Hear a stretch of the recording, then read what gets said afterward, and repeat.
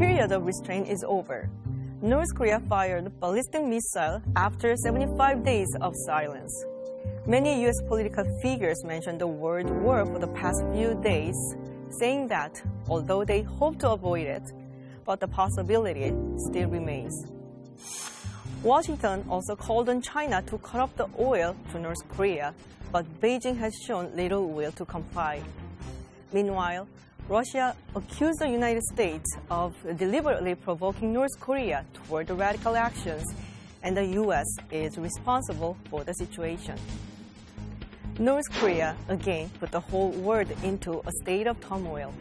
Yet, the people are celebrating by declaring themselves as nuclear state.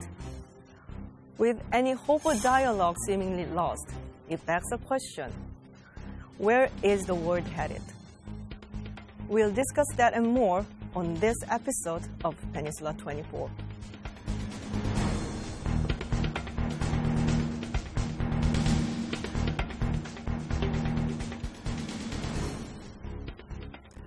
As always, we are joined by two experts in the studio. To my left, Professor Seung-jong. He's a professor of military studies at Daejeon University. Professor Seung, thanks for joining us. It's my pleasure. And to my right, as always, Dr. Chang-su, Research Fellow Emeritus at Korea Institute of Defense Analysis. It's good to have you back here. Thank you, and it's my pleasure again. So North Korea launched Hwasong-15 on November 29th, and they claim that this is the most advanced and the most powerful ICBM. So how powerful and how advanced it is? I think if you listen to the many American missile experts, this time North Korea scored a very extended, technological advancement this time. Looking at this is basically a two-stage, liquid fuel engine, and because given the size of the powerful power of the configuration of the first part and second part, because the unique part is the first stage has a kind of function of what they call gimbaling. And this is not a fin or thruster, but this is a very unique kind of technology. But about the configuration, the second stage, we have almost little information about that, but we're still looking at what kind of advancements North Korea has made about the second stage this time. I think this is a good qualitative advancement this time for the North Korean leadership, and that's why they said this is a big success. Well, let me focus on the technical differences between Hwasong-15 and Hwasong-14. Yes. First of all, the shape of the warhead. Hwasong-15 has a blunt and round warhead, which theoretically can contain multiple warheads. On the other hand, the Hwasong-14 has a sharp and pointed one. Second difference is the number of engines, as Dr. Kim Chang-su mentioned. The Hwasong-15 has two engines combined into one stage, as opposed to Hwasong-14 has a single engine with 4 auxiliary engines. And third difference is the number of axles. Hwasong-15 has 9 axles, as opposed to 8 axles of Hwasong-14. Another difference is the length of the missile. Hwasong-15 is 2 meters longer than Hwasong-14. Another difference is the diameter. Hwasong-15 is nearly 11 inches in terms of diameter, bigger than the Hwasong-14. I think that they are taken together. Hwasong-15 is the longer and the deadlier and more precise and accurate one. That's so it's a huge leap. Does it mean a huge leap? I think so, yeah. Oh, okay. So, and as reported, Pyongyang has a really mass celebration and then saying that they are nuclear state and completed all the nuclear powers. And then also they said, well, they completed re-entry system and everything technologically is perfected. Is it true? I mean, is all perfect right now? Well, I think that there is room for further discussion because it's still under investigated and a lot of experts are looking into that. We need some time to have a final assessment from that process, so we'll see what will happen. I see, regarding the re-entry skill in the technology, there are a lot of two different opinions. One is they believe they are really nearing that kind of point when North Korea can really master the re-entry skill. But on the other, there are some people who are still skeptical because this time, the Hwasong-15 didn't show that kind of capability. It was a huge and very powerful thrust. And maybe they can carry a kind of decoy or other countermeasures that can really challenge the United States national defense missile capability, defense network this time.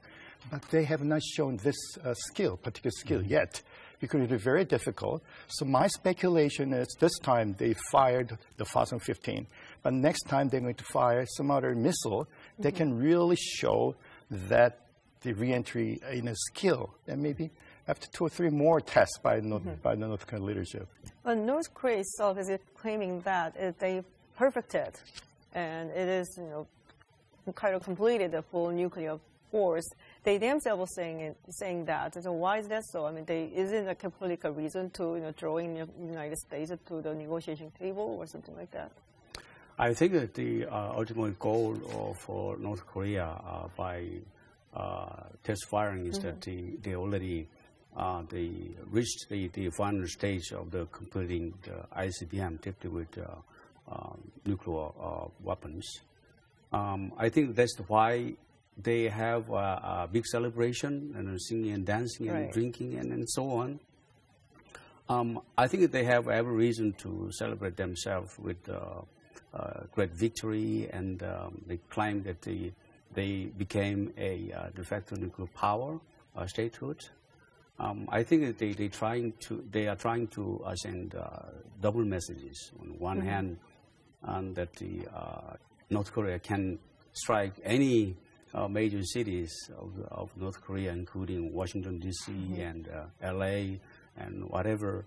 And then by doing so, that at this point in time, the exact timing of the firing of Hwasong-15, it was fired 3:17 in the morning, small hours. That means that I think the timing has been very carefully orchestrated. Oh, really? Yeah, and then in order to demonstrate that they can outwit any attempt by the United States and its allies to destroy the missile on its launch pad. I think that there is another message they try to send to the allies and the whole world. I think taken together, I think the Trump administration should take this opportunity to re-examine the entire strategy and policy toward North Korea. And I think it's time for Korea and United States go back to the drawing board and then lay out new game plan and new courses of action. And I think that is precisely the most important thing we have to do. Such as? Such as have, of course, the re-examination of the North Korean policy and the future courses of action. Clearly, the maximum pressure and engagement policy doesn't work. That's my opinion. Okay, I have slightly different. We are in the process of achieving maximum pressure and engagement. The engagement part is not yet, but we are very hardworking on the first part, the maximum pressure, that's for sure. One thing I really like to bring your attention to is, if you look at the New Year's address this year, they say we are going to enter the final stage for the preparation of the ICBMs. I think in terms of that, they really fulfilled that kind of message. They enter the final stage of the ICBM, preparing for the ICBM, that's for sure. But whether they are really successful ICBMs with all the reentry skills or precision guidance, that's something to be questioned. So that's probably within 2 or 3 weeks, North Korea will issue another New Year's address, and they're going to see more emphasis on this. Plus, giving kind of impression that we have made a tremendous progress in terms of firing ICBMs. So it's a time to think a little bit, moderate out the speed of the ICBM capability. Rather, we are going to plan on developing our economy. So this, I'm really interested in seeing how they're going to produce a New Year's address just 2 or 3 weeks from today. I see. Well, North Korea specifically says the U.S. is the only nuclear target, at least to date. And what's the reaction has been in the United States? Let's listen to the expert's opinion. We have interviewed Dr. Bruce Bennett, who is a senior research fellow at the RAND Corporation, during his visit to South Korea.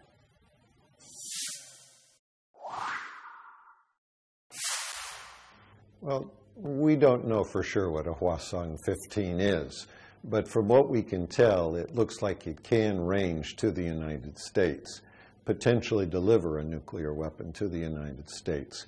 If Kim Jong-un's objective is just regime survival, then yes, he is in the final stages of developing his program.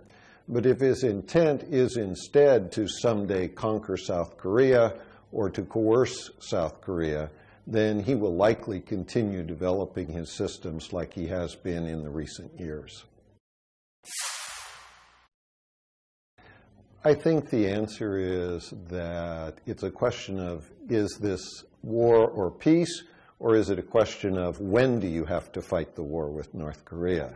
I think there's a fear in the security part of Washington saying it's only a matter of time before we're going to have to fight Kim Jong-un if he continues on his current path, and it's better to fight him now than later.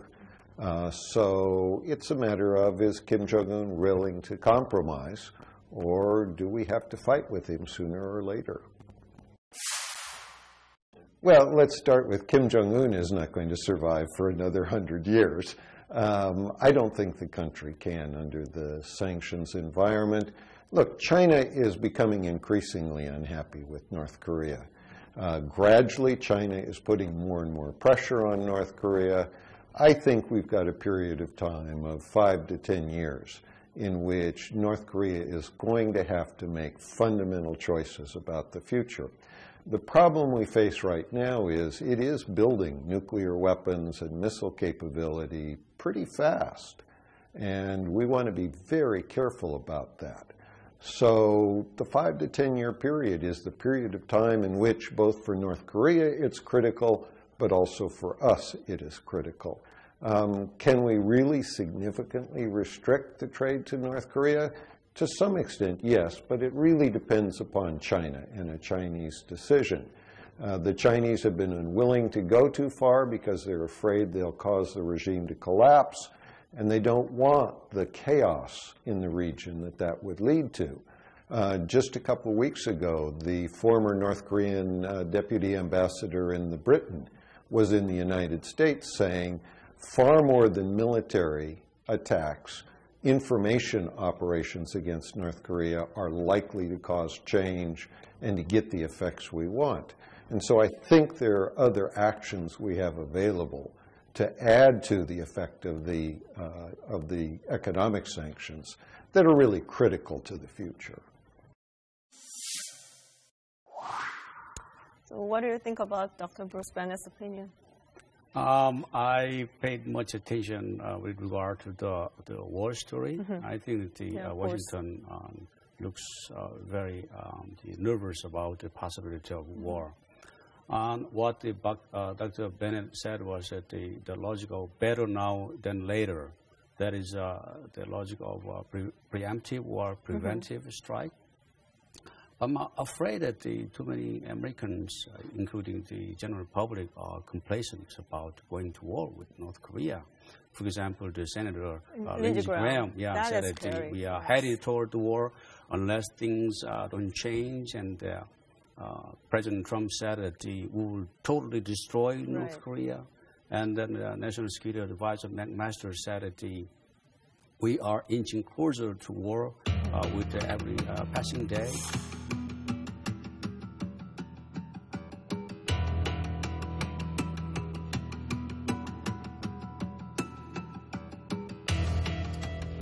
The dictator of North Korea made a choice yesterday that brings the world closer to war, not farther from it. And if war comes, make no mistake, the North Korean regime will be utterly destroyed. The North Korean regime will be utterly destroyed. However, it seems that they might think that they can wage a war against North Korea without major consequences. I don't think so. Let me remind you of the result of war game, which was conducted several years ago at the think tank based in Washington, D.C. According to the war scenario, nuclear war scenario between North Korea and the United States, the death toll amounted to 3 million. before the United States can counterattack with nuclear weapons. And then when North Korea retaliates with nuclear weapons as well as biological and chemical weapons, the entire number of casualties would amount to 8 million, which means that it's unthinkable and intolerable, and the entire region of North America will be obliterated and uninhabitable for a very long time. But problem is that when it comes to war, too many Americans think about war with Iraq or Afghanistan or Libya in terms of that can terminate the war within a very short period of time. However, based upon the results of the war game, I think that the real war on the ground would be much more deadlier and messier. Therefore, we should not think about the next war with North Korea, similar to that of a war with Libya or Afghanistan or Iraq. It is going to be a whole different scenario. We asked the same question to Dr. Bennett because North Korea said that they are prepared to live under the sanction for 100 years, and everybody knows that is bluffing. But I can't help wondering how effective the sanctions. Again, there are so many different opinions because some people say our sanctions, UN Security Council imposed sanctions, and also individual sanctions by some other states like the United States, Japan, and some other countries. They have been very effective because they actually delayed the development of this North Korea's nuclear missile capability. Otherwise, they have advanced much earlier than that. So in that sense, the sanctions have worked. But if you look at the people in North Korea, particularly in the Pyongyang area, many foreign visitors witness all the very normal life in Pyongyang, and they're living a relatively better than expected life. So that's why, the sanctions have not worked. So that's the reason why they say, sanctions haven't worked. But in terms of delaying and slowing down the speed of development of the nuclear and ICBM capabilities, I think the sanctions have really worked, and that China has been very kind of cooperative in terms of not providing all the materials North Korea needs for the programs. So depending on which direction you are looking at, I think the sanctions have definitely worked. And this is the reason why North Korea has been so angry, so unhappy about the sanctions. And for the sanctions that might be kind of introduced at the National Security Council again, and also by the Chinese leadership again. So this is a kind of proof that the sanctions have worked. So far. Yeah. I don't think that the sanction regime is very effective. Just look at the data that was attained last month. The price of the gasoline and diesel in Pyongyang has dropped significantly last month. Why? Because of the massive supply from Russia. And then the magnitude of the trade between Russia and North Korea has increased 70% during the first quarter of this year, which means that Russia is exploiting the loopholes as much as possible. That's true. And that's the reason that the UN officials they blame that the several countries in African countries, at least 7 countries, are violating the UN Security Council resolution. And then they don't see North Korea as the threat of the national security. And then the several countries just ignore the resolution, which means that the implementation is the problem.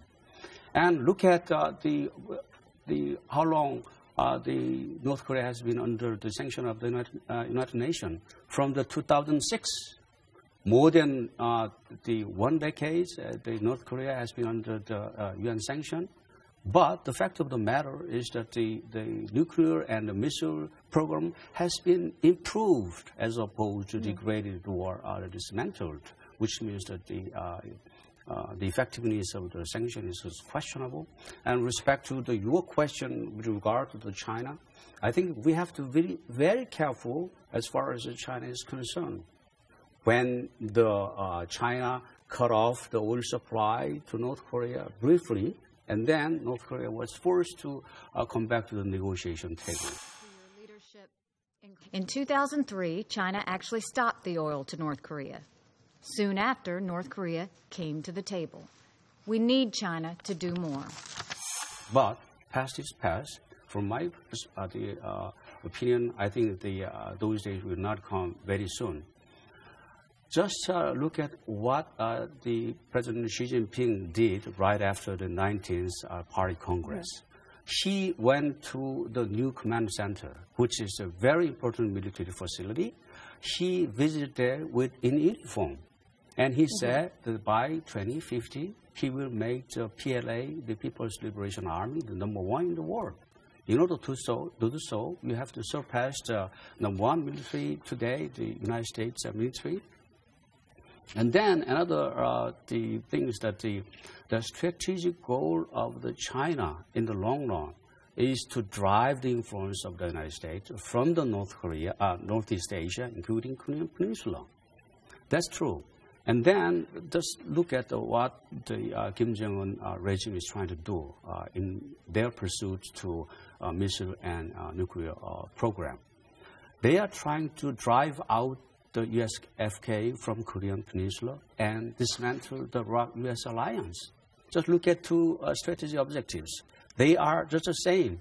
There's the same coin on the different side. Therefore, the strategic objective, from my opinion, is indistinguishable. You cannot distinguish from one from the other. Therefore, there's the reason why China will do everything to protect and support North Korea at any cost.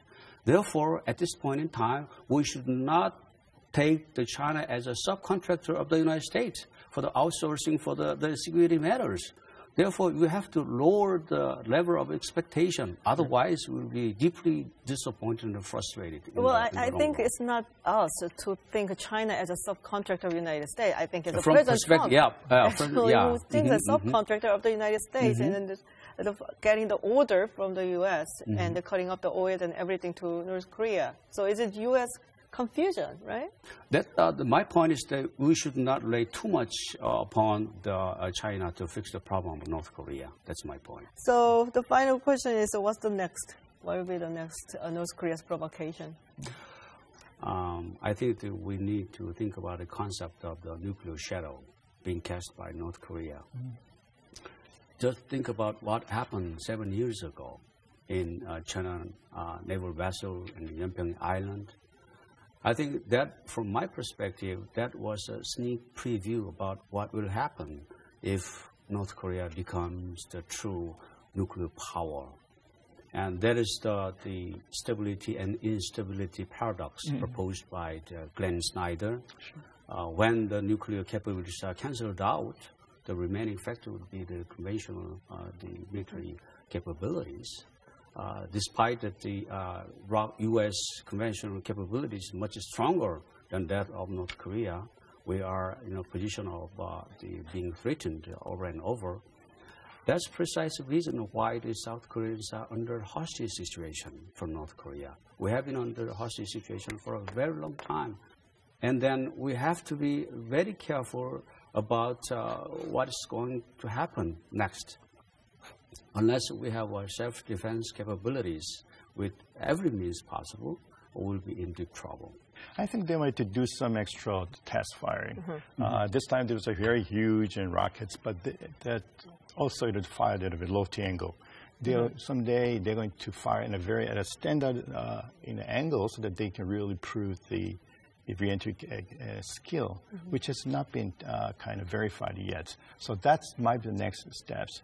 Another nuclear test, we don't know yet because they have done a lot of them, but there might be another one. So there is a kind of scenarios that we have been thinking about for the next North Korean leadership to do that. But I think if I were Kim Jong-un, and I think we are talking about the kind of imminent war on the Korean Peninsula and the NEO for U.S. citizens and some other nationals as well. So that means we are really concerned about North Korean threats.